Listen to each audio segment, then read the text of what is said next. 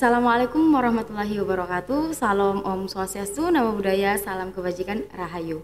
Halo Pips Generation dan semuanya, kembali lagi di podcast IPS yang dipersembahkan oleh Prodi S1 Pendidikan IPS. Sebelumnya aku Azni, di sini aku selaku host podcast pada hari ini, dan di sini aku nggak sendiri nih, aku ditemenin sama kakak kita yang dari luar negeri nih ya. Penasaran nggak sih kalian kenapa kakaknya bisa sampai di Indonesia? Jadi mungkin ada pengalaman atau bertugas ya mungkin di sini ya, ada tanggung jawab makanya bisa sampai ke Indonesia. Bisa setelah ini kita langsung saja ya, di sebelahku ada kakak cantik kita ya. Bisa langsung memperkenalkan diri? Oke, halo semua, assalamualaikum. Namaku Niknor Nazira Arisha Betik Nazman, atau bisa dikenali sebagai Nazira, dari prodi atau ijazah sarjana muda hubungan internasional di salah sebuah universitas di Malaysia, Universitas Sultan Zainal Abidin dari Terengganu, Malaysia. Oke, sebelumnya aku pengen sapa Kak Nazira dulu nih. Hai Kak. Apa kabar nih hari ini? Baik, alhamdulillah. Jadi hari ini kegiatannya apa aja nih? Tadi baru selesai presentasi akhir untuk besok, karena besok hari terakhir kita kan. Wah, ini pasti momen-momen sedih ya. Mau meninggalkan UNESA. Jadi sebelumnya aku panggil siapa nih, Kak Ira, Kak Nazira, atau Kak Ira aja? Oke, baik Kak Ira. Jadi teman-teman, Kak Ira adalah salah satu mahasiswi dari University Sultan Zainal Abidin yang sekarang punya tugas ya, melaksanakan magang internasional di sini. Kakak ini angkatan 2021, benar ya Kak? Benar. Nah, ini nih, bisa nggak sih kakak menceritakan sedikit lah tentang perjalanan dari Malaysia bisa sampai ke sini? Oke, kalau perjalanan itu karena udah kali keduanya di sini, jadi nggak ada halangan gitu. Jadi kita kita udah prepare dari awal. Jadi pasportnya gimana, visanya gimana gitu. Jadi kita sekarang kalau mau tahu tentang pergerakan atau gimana perjalanannya itu, ya emang dari awal kita dibuka ruang gitu dari dosen kita di sana. Jadi siapa yang mau magang internasional lagi, ya, dibuka katanya gitu. Boleh tidak tuh ya? Boleh Pak. Jadi perjalanan dari Malaysia ke Indonesia tuh sulit apa gimana? Kalau menurut kita yang student, karena di sana itu kayak sebenarnya itu partial scholarship atau partial ditanggung gitu. Jadi ya awalnya sulit, tapi udah pertengahan itu udah alhamdulillah semua udah bisa. Alhamdulillah bisa sampai ke sini ya. Ya. Kira-kira first impressionnya di sini apa ya? Di UNESA itu ya? Iya benar. Kalian keren. Karena ada banyak perbedaan yang saya bisa lihat di sini. Banyak. Contohnya? Ya kemarin PKKMB kita di Malaysia nggak ada itu.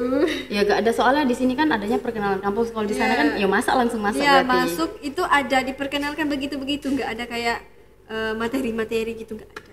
Berarti cuman kegiatan di sana perkenalan universitas cuma sehari. Ya, 1 hari atau kurang lebih 3 hari, tapi itu nggak kayak kemarin kan ada penutupan yang kayak konser-konser gitu, nggak ada itu. Berarti seru ya berarti ya, ada demonstrasi ya, kita di sana nggak ada itu. Ada nggak bahasa yang sampai ke sini kesulitan? Ya Jawa lah sebenarnya, tapi udah dari awal. Nah karena aku itu udah pengalaman sebelumnya dari UNER kan. Nah sebelum itu lagi aku punya Kak Ira itu punya tetangga asli dari Surabaya yang tinggal di Terengganu. Jadi udah diajarin gini, ayo kakak nanti bilangnya jangan pakai aku kamu ya, pakai tak sama sampean gitu. Kalau tak itu aku, kalau sampean itu kamu, atau jendengan gitu ya. Sampai ke sini tuh biasanya kan kalau ke sini kan ada biaya dari orang tua ya, atau memang full total biaya itu dari universitinya sendiri? Oke. Ini menarik tentang aku sendiri ya. Aku ke sini total itu gaji kerja part time aku di sana. Oh, berarti sebelum kesini kerja? Aku kuliah sambil kerja. Oh. Udah kalau kenal KFC ya itu KFC itu aku udah 3 tahun di Uniza, 4 tahun di KFC. Ya. Di sini kan ya Kak, makanannya pasti beda ya sama di sana. Sebenarnya.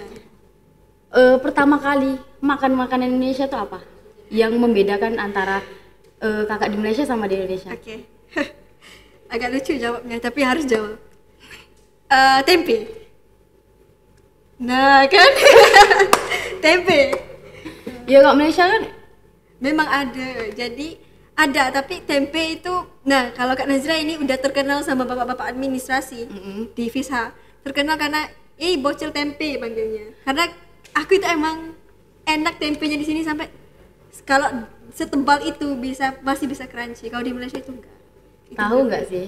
Suka tahu. Ya tahu tempe itu kalau udah dikasih gitu kan emang itu ngemil itu nggak sadar gitu.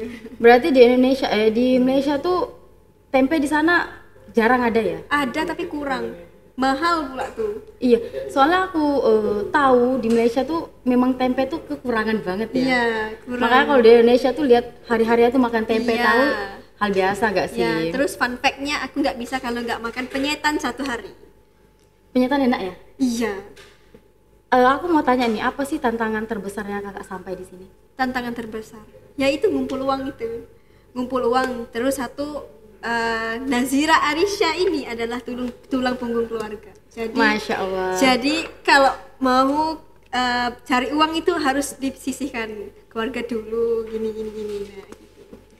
Ini kak, kan, oh berarti dari universitasnya nggak ada biaya sama sekali? Ada, cuman ada biayanya sedikit gitu. Tapi, nah kan kita di sini kan semua sendiri. Jadi transportationnya sendiri, penginapannya juga sendiri. Jadi penginapan yang direkomendasi juga itu emang mahal. Jadi siswa kan, ya kalau nggak kos-kosan itu, ya gitu. Iya, di sini ngekos atau Ya ngekos, tapi jauh di sana. Mereka bilang pojok gitu. berarti dari Terengganu ya? Kayaknya dari Terengganu ya? Dari Terengganu tuh ke sini memang nggak ada beasiswa ya?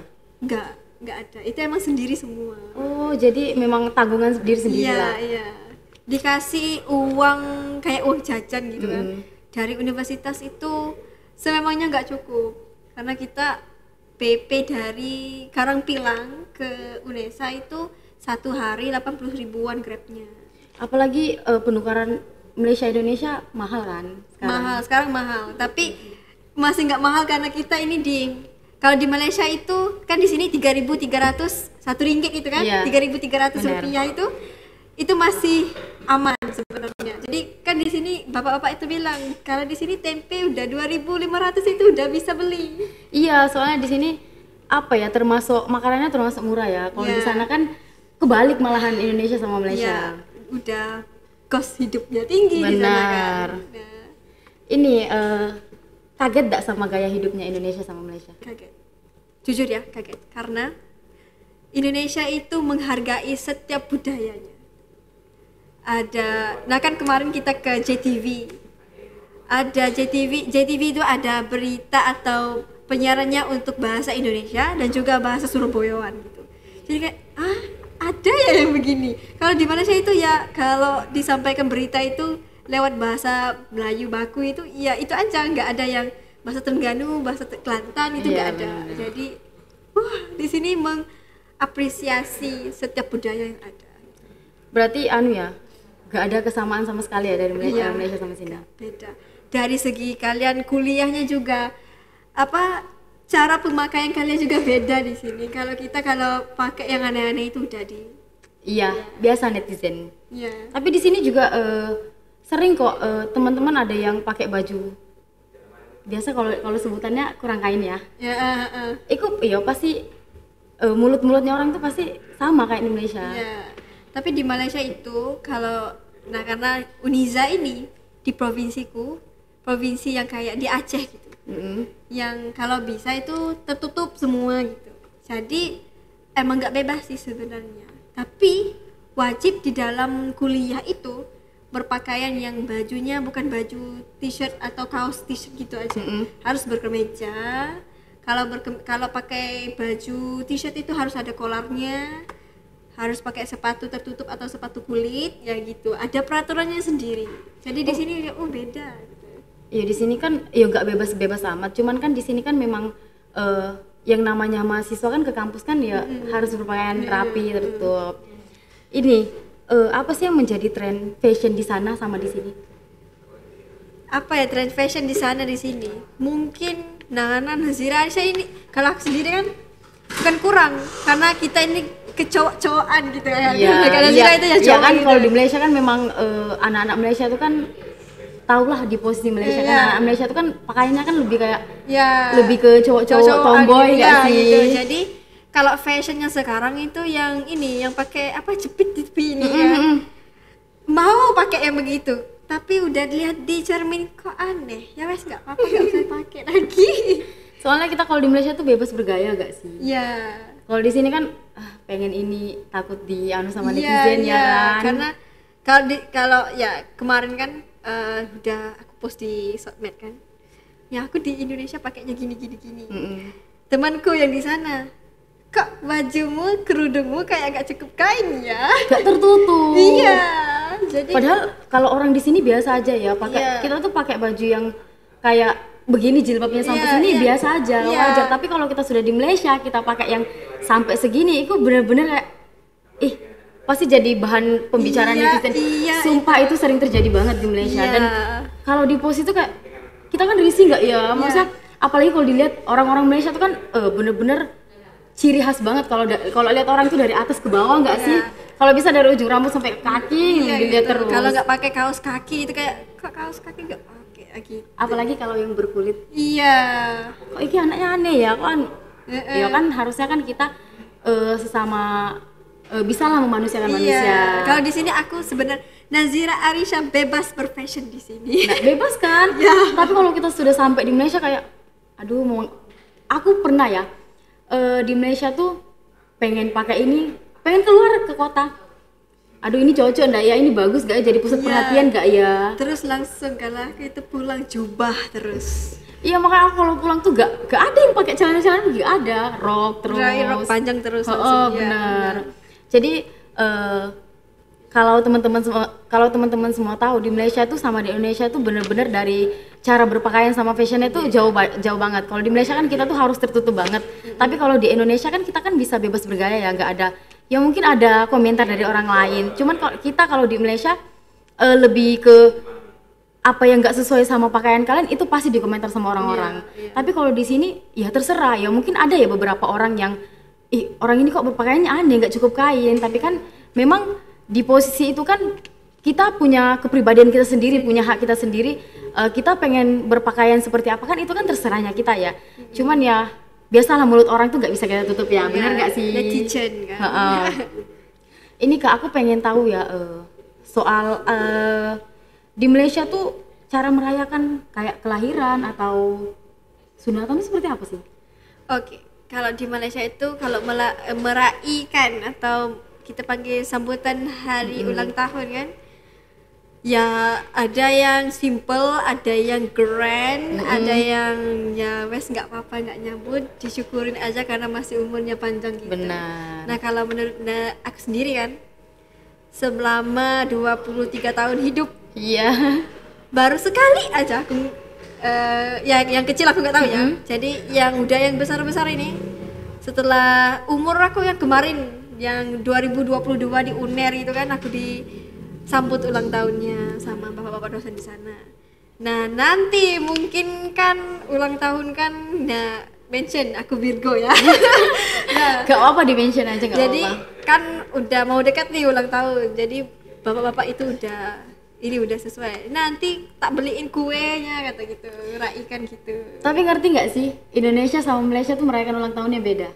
Kalau Indonesia tuh siapa yang ulang tahun dia yang belanja. Iya gitu. Tapi kita kalau di Malaysia kita yang ulang tahun kita yang kadonya dapat semua ya. Kita gitu. nggak perlu belanja orang kan ya. Aneh, tapi ya aneh itulah tapi nyata. Ya, tapi ya begitulah karena kemarin udah dibilang ini, kamu yang ulang tahun kamu yang traktir.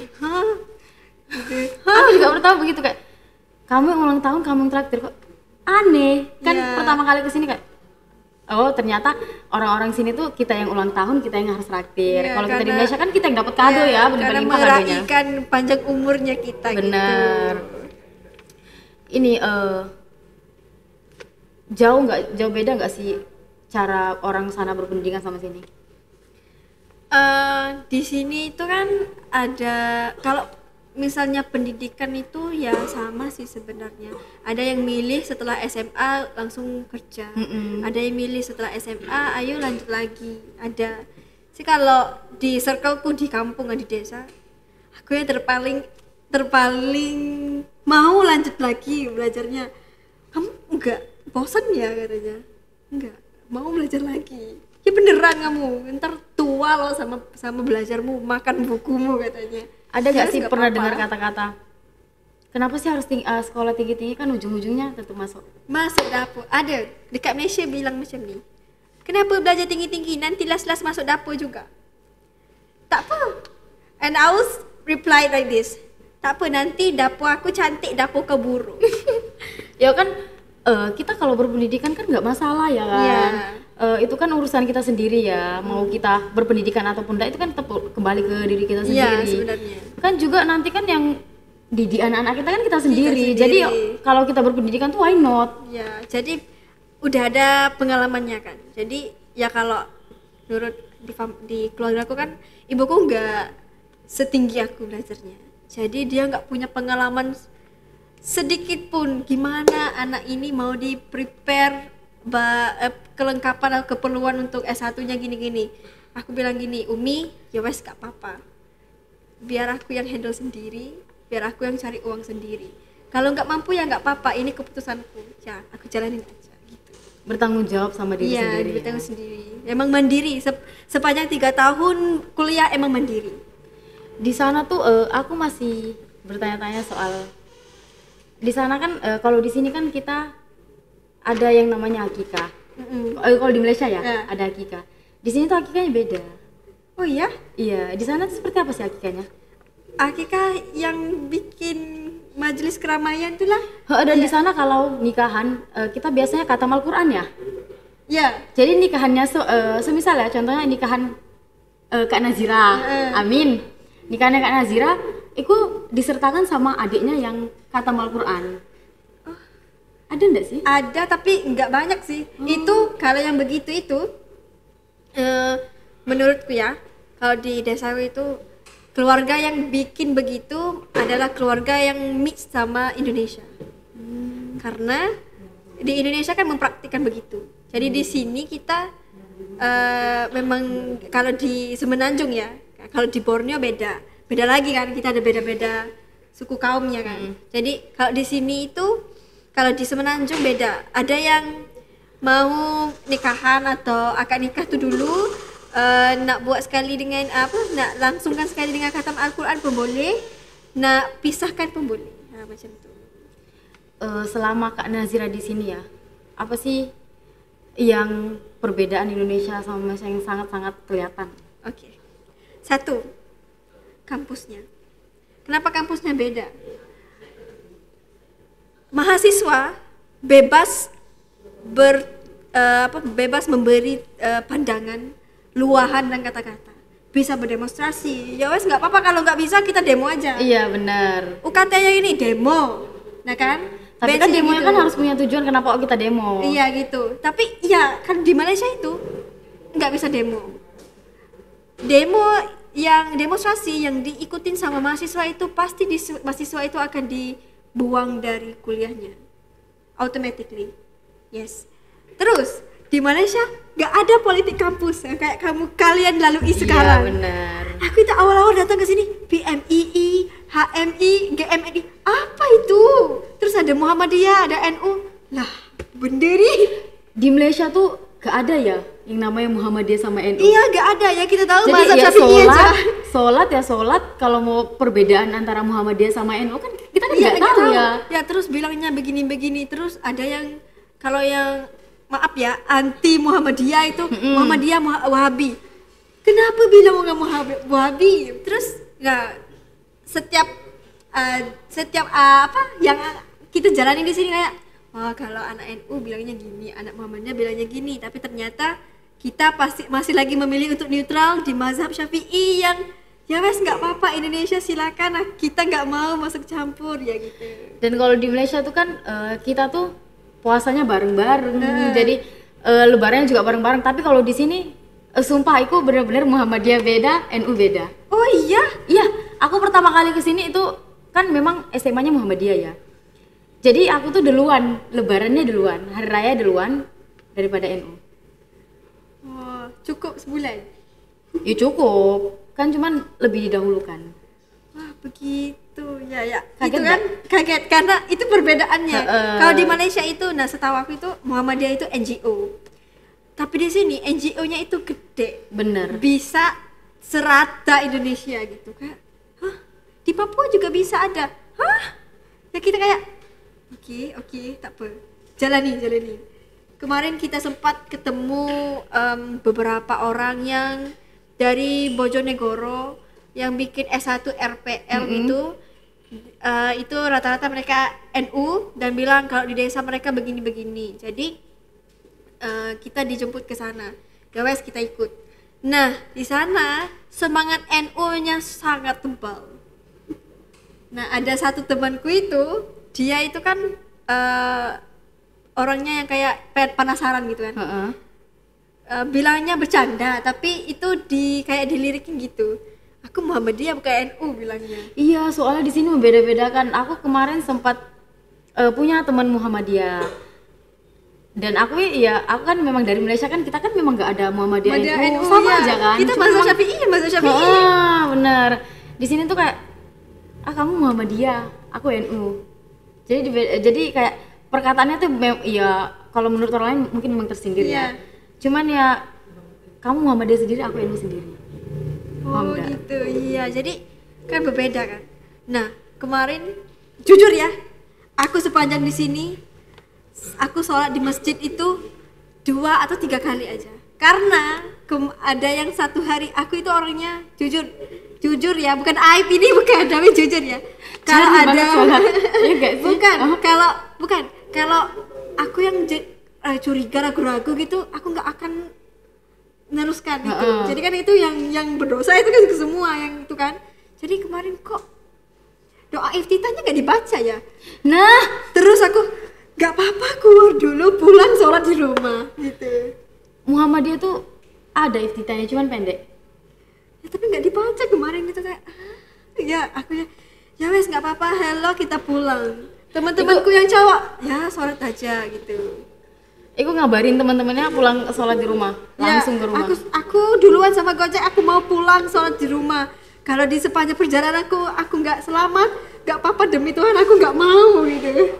Soalnya kaget ya, kenapa kalau nggak dibaca. Aku juga awal-awal di sini ya, kan memang SMA kan Muhammadiyah, jadi ya kalau nggak dibaca, bahkan sholat subuh kan memang nggak dibaca kan kalau Muhammadiyah. Iya, jadi kayak ya wes nggak apa-apa, aku sholat di rumah aja. Ya yuk cari aman lah. Iya, cari aman, karena curiga juga nggak bisa gitu. Benar, ketimbang kita salah ya udah kita mending pulang sendiri. Timbang kita jadi paling depan terus kita salah, ya kan salah semua kasihan ya. Terus ini aku pengen tanya soal apa sih perbedaan pergaulan di sana sama di sini? Yo beda lah. Di sini kalau di sini kan pergaulan itu kan tahu sendiri lah kan pergaulan di sini seperti apa. Dan di sini kita kalau di sini perempuan itu nongkrong malam biasa. Tapi kita kalau di Malaysia cewek sampai kalau kafe gak masalah lah. Cuman kalau sampai jam 2 di atas jam 11 tuh bener-bener oke. Di sini kan berbeda, malamnya kan beda sama Malaysia. Bener. Kan. Beda 1 jam ya kita. Kita memang beda 1 jam, tapi malamnya itu kan beda. Karena Isya kan jam 6.40 kan, gitu kan. Kita di Malaysia Isyaknya jam 8:30. Jadi kita mulai malam itu telat. Kalian kan udah jam 7 itu udah malam, kan? Nah, kita di sana jam 9 itu baru malam. 9, 10, 11, 12. Pulang lewat dari jam 12 itu cewek pasti bakalan kayak dilirikin. Ini sama siapa itu pulangnya gini-gini ya. Ya, pastilah mulutnya cerita. Mulut tetangga. Ya, gitu. Taunya jaga tepi kain orang aja. Iya. Mereka nggak tahu yang kita pulang itu kita kerja, kita cari uang, kita nongkrong bareng teman-teman itu, kita bikin assignment, bikin kerja kuliah, tapi bikinnya mereka itu kayak ini anak-anak nakal. Karena aku kan ya aku setuju sih kalau mereka bilang aku gitu. Nah karena dari awal zaman remaja aku itu sebelum pandemi aku anak balap. Oh wow. Iya, aku anak balap. Nah kan kemarin aku lihat teman kalian itu yang satu itu ada yang bawa motor gede itu kan. Terus ada kenalan dari Tendik juga. Mas pinjam motormu, tak mau bawa. Benar Nazira? Iya. Bisa. Aku bisa. Aku itu orangnya nggak bisa matic. Kalau bawa matic itu nabrak langsung. Soalnya kita di Malaysia jarang nggak sih ada matic? Iya, langsung kan. Kalau matic itu kan ciwi-ciwi aja kan, ciwi yang benar-benar ciwi itu. Kalau yang kayak kita ini mungkin ya pakai gear itu. Ya. Ini nih, ini kan tahu kan bawa motor di sini ya. Di Malaysia tuh kan kita kan peraturan lalu lintasnya ketat banget ya. Iya. Mau ada SIM, mau nggak ada SIM, tapi kalaupun memang kita nggak salah, nggak masalah kan. Ya. Tapi di sini kan memang menurutnya Kak Irai dari sudut pandang yang ada di sini seperti apa sih orang-orangnya? Kalau kita kan di sana benar-benar ketat ya. Harus lengkap dari ujung ke ujung motor, harus lengkap punya SIM apa semua. Kalau di sini kan bahkan kita di desa-desa harus pakai helm ya. Iya. Kalau di sini kan ya. Ya itu culture shock yang pertama kali ke sini. Oke, jalannya ada 2 jalur. Jadi bisa muat 1 mobil atau 2 mobil aja. Kok bisa jadi 3 mobil? Kita ini mobil yang ketiga gimana? Terus motornya bisa lewat di samping. Tengah-tengah nggak sih? Iya, terus di traffic light di lampu itu kan. Kalau di Malaysia kan itu emang motornya itu di samping atau di depan itu sedikit-sedikit. Enggak, kalau di sini kan separuh itu semua motor. Iya. Wah.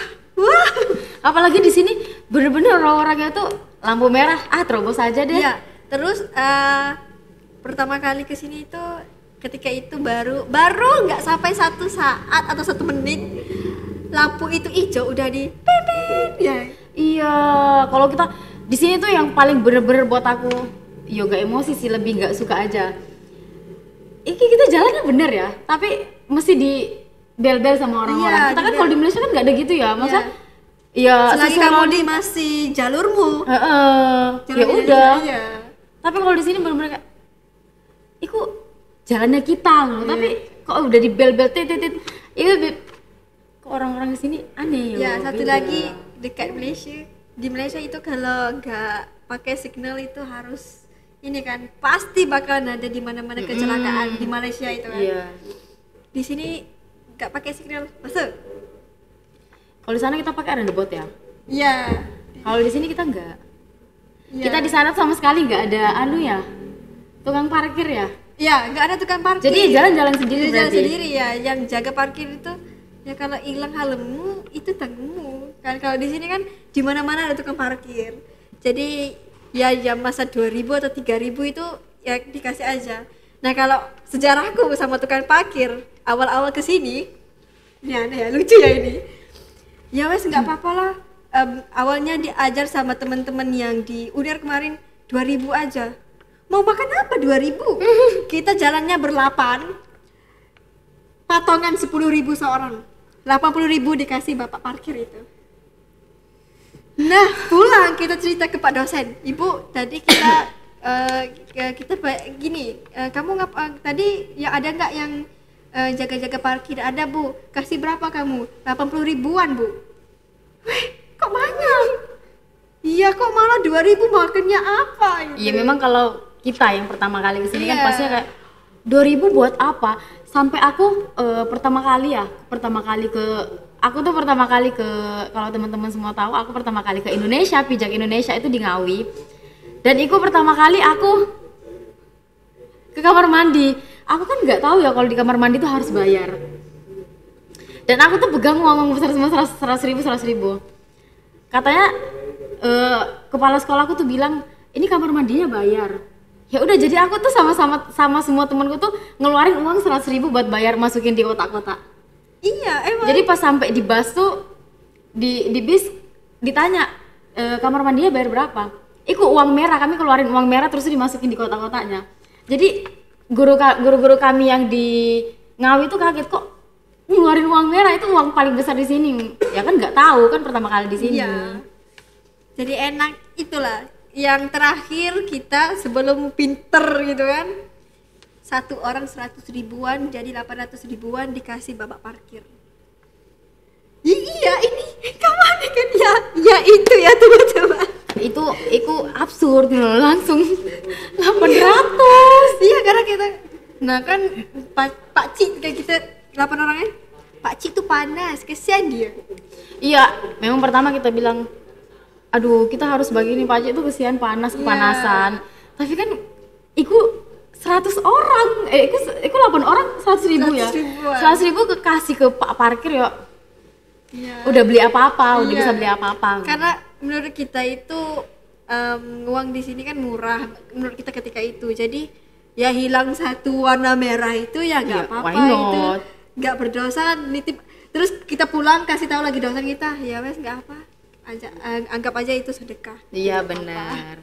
Ya kita di sini kan ya merantau, jadi kita tuh memang kalau merantau di sini terus lihat orang-orang seperti itu kita kayak aduh kasihan, kepanasan. Soalnya di Malaysia nggak ada seperti itu. Iya. Rata-rata terjamin semuanya. Ada sih di bandar-bandar besar, tapi ya mungkin kita ini dari desa yang nggak ada yang seperti itu. Ya. Karena emang nggak pernah. Walaupun desa-desa kecil di sana ya. Ya. Di desa kan nggak ada yang begitu. Ada nggak sih makanan favorit Kak Ira di sini? Ada, kita kan makanannya kan jauh beda tuh, maksudnya jauh perbedaannya jauh banget. Iya. Ada nggak sih makanan yang bener-bener Kak Ira tuh nggak suka di sini sama yang bener-bener Kak Ira tuh suka di sini? Kecuali tempe loh ya. Kalau nggak suka itu ya yang tadi nama aneh namanya tahu mences gitu. Tempe mences ya, apa benda lah macam tuh. Hah, kok rasanya aneh? Ya nggak apa-apa. Tapi itu yang nggak suka ya. Kalau yang suka itu emang geprek. Aku itu orang yang nggak makan pedas sama sekali. Tapi kesini udah dari pertama kali sampai kedua ini, ya aku udah bisa makan pedas. Iya gak sih, kita kalau ini aneh tapi nyata, kita kalau di Malaysia tuh kan kebanyakan orang-orang Malaysia nggak suka ya makan pedas. Ya. Tapi pas kita sudah pindah ke Indonesia, ini kok Kita tiba-tiba harus, suka makan pedas. Ya. Soalnya aku tahu dibilangin begini sama temanku, makan tanpa sambal itu Gak enak ya. Bener. Terus sekarang kalau nggak ada sambalnya itu kayak kok aneh ya makan hari ini ya gitu. Maybe yang paling asing di sini makanannya ya. Ya, makanannya dan sama es teh manisnya. Wah di sini kalau kemana-mana tuh harus es teh manis gak sih? Nggak ada es jeruk, nggak mau Di sana es jeruk. kita di Malaysia tuh Kak Nazira di Malaysia tuh pastinya di sana nggak ada ya kayak di sini warkop nggak ada ya? Nggak. Ya harus explore kemana-mana biar Yeah. tahu di sini warkopnya itu seperti apa ya. Kalau di sana kan kafe-kafe ya. Makannya apa? Lamb chop, chicken chop, spaghetti. Kalau kat sini ya lain. Tempe tuh udah makanan paling enak di sini. Iya, enak, murah, lazat, semua enak. Semua ada. Apalagi kalau dipotong kotak-kotak ya, terus dimakan biasa sambil nonton. Kayak aduh, ngemil. Enak itu. Tanpa jajan ya nggak apa-apa, yang penting ada tempe. Bener. Ya. Ini sesi terakhir kita ya. Ya. Last but not least, mungkin Kak Nazira ada pesan dan kesan buat podcast kita pada hari ini. Kalau pesan itu kalau mau jadi ya, kalau aku nggak mau ya kalian jadi kayak aku ya, tapi kalau mau jadi orang yang berjaya itu pesan Pak dosenku satu ya, ku mention namanya Pak Suyatno Ladiki. Asli Surabaya, dia merantau ke Malaysia bertahun jadi dosen. Jadi pesannya gini, teballah sayapmu, luaskanlah jaringanmu seluasnya, sejauhnya. Karena kita sebagai anak HI atau sebagai manusia, kita harus belajar atau mengenali dunia luar. Bukan di kelompok kita aja, tapi di dunia luar. Jadi dari situ aku ambil sebagai inspirasi untuk meneruskan langkahku, langkah demi langkah ke depannya. Ya mau sesakit apapun di dalam kepalaku itu S2 harus lanjut. Ya gitu. Ya semoga lah Kak Nazira apa yang memang Kak Nazira inginkan, lanjut S2 master ya. Ya, insya Allah. Itu bisa tercapai. Amin. Mungkin teman-teman juga pengen seperti, bukan Kak Nazira tapi pengen punya pengalaman seperti Kak Nazira, mungkin bisalah ikut dalam cerita cartanya Kak Nazira gitu ya. Jadi ini terakhir ya dari podcast kita sore ini. Mungkin cukup itu yang bisa saya dan Kak Nazira sampaikan. Cukup menarik pengalaman Kak Nazira pada hari ini. Ya mungkin kita harus, dari pengalaman Kak Nazira kita tuh tahu kita tuh harus, perlu gak sih pengalaman yang banyak? Ya perlu. Dalam Bener. dunia kehidupan itu perlu pengalaman. Dan berbaulah sama orang yang lebih berpengalaman dari kita. Bener. Bukan yang masih berjalan seiring sama kita, bukan. Perbanyakkan teman gak Ya, sih? ya. Ya. Mau yang kecil atau mau yang seangkatan atau yang lebih tua gitu. Banyak teman kita bakal banyak pengalaman ya Ya. pastinya. Jadi Kak Nazira nanti bakalnya kembali ke sini lagi ya. Insya Allah. Agustus depan insya Allah.